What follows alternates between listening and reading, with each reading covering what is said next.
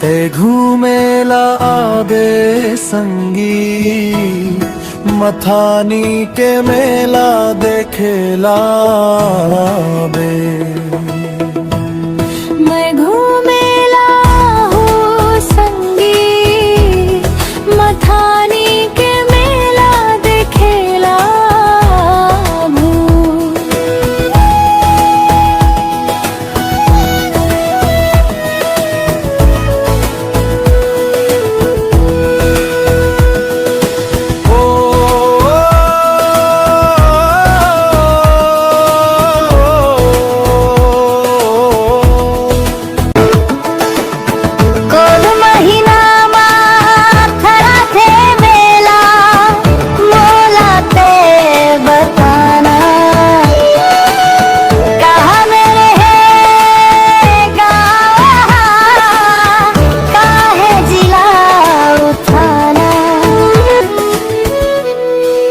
घूमेला बे संगी मथानी के मेला देखेला बे।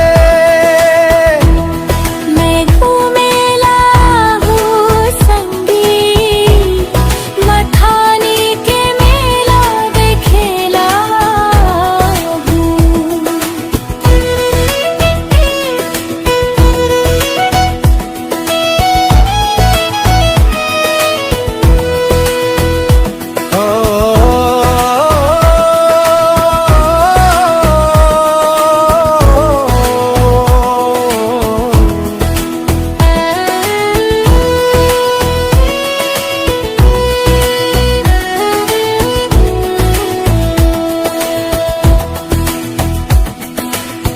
फागुन महीना महाशिवरात्रि के भरा थे मेला